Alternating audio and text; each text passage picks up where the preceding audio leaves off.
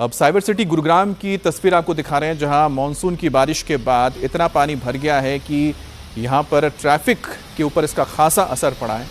अब पानी से गुजरती हुई ये गाड़ियां आप देख सकते हैं गुरुग्राम की हैं और किसी तरह से ये गाड़ियां निकल रही हैं। कुछ गाड़ियां निकल पाती हैं, कुछ गाड़ियां फंस जाती हैं।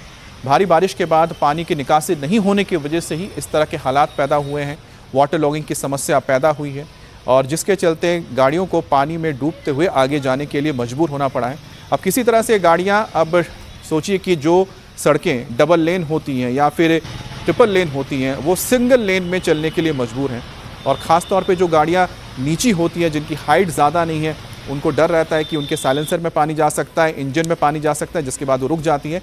और ये सब कुछ दिखता है गुरुग्राम में, जिसे साइबर सिटी कहा जाता है। अब ये नोएडा की तस्वीर आपको दिखा रहे हैं। अब ये देखिए, ये अंडरपास है, क्योंकि काफ़ी निचला है तो दोनों तरफ से जब पानी आ रहा है यहाँ भर जा रहा है। अब वहाँ से एक ऑटो रिक्शा निकलने की कोशिश कर रहा था, लेकिन वो फंस गया। और जाहिर सी बात है कि साइलेंसर में अगर पानी चला जाएगा तो ऐसे में गाड़ियाँ रुक जाती हैं।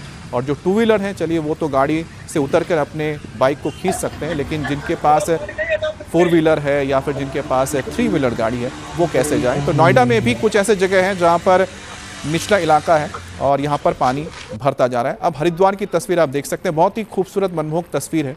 और यहाँ पर जो पानी लगातार ऊपर से आता जा रहा है, उससे गंगा नदी का जलस्तर बढ़ रहा है। और गंगा नदी का जब जलस्तर बढ़ता है तो आगे पानी छोड़ा जाता है, जिसके चलते जो मैदानी इलाके हैं वहाँ पर नदी का जलस्तर बढ़ेगा और निचले इलाकों में पानी घुसने का खतरा पैदा हो जाता है।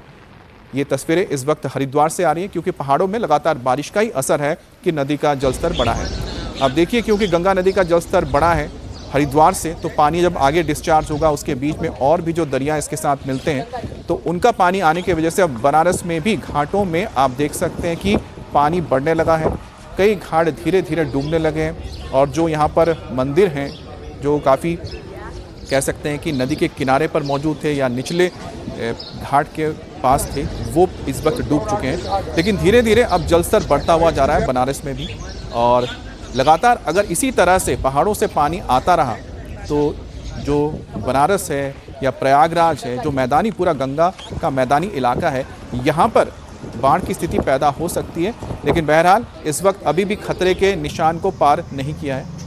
अब आपको सीकर की तस्वीर राजस्थान की दिखा रहे हैं। अब राजस्थान में जब भी ये तस्वीरें आती हैं तो बहुत लोगों को हैरानी होती है कि रेगिस्तान, जहाँ पर एक एक बूंद के लिए लोग तरसते हैं, वहाँ पर इतना पानी कैसे बरसता है कि सब कुछ डूब जाता है। लेकिन ऐसा हो रहा है सीकर में। आप देखिए कि जो बारिश पिछले दिनों हुई थी, उसका पानी अभी भी नहीं उतरा है। अभी भी जो सरकारी दफ्तर हैं, महकमे हैं, यहाँ पर उसके कॉम्प्लेक्स के अंदर, कंपाउंड के अंदर अभी भी पानी भरा हुआ है और इस पानी को निकलने में काफ़ी वक्त लग रहा है।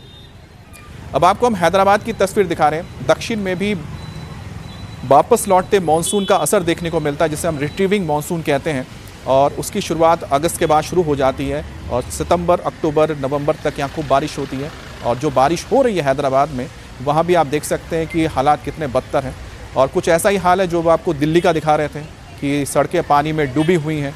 और यहाँ पर भी वही हाल है कि जो निकासी है वो नहीं हो पा रही पानी की। एक बार फिर से उत्तराखंड लौटते हैं। उत्तराखंड में रुद्रप्रयाग की तस्वीर दिखा रहे हैं। यहाँ पर जो लगातार बारिश हुई है, उसका असर देखिए साफ देखने को मिला है। एक पुल यहाँ पर साफ दिख रहा था कि जो डूबा हुआ है, अब उसको आवाजाही के लिए बंद कर दिया गया है। जो मकान बहुत किनारे पर है नदी के, उनके ऊपर खतरा पैदा हो गया है।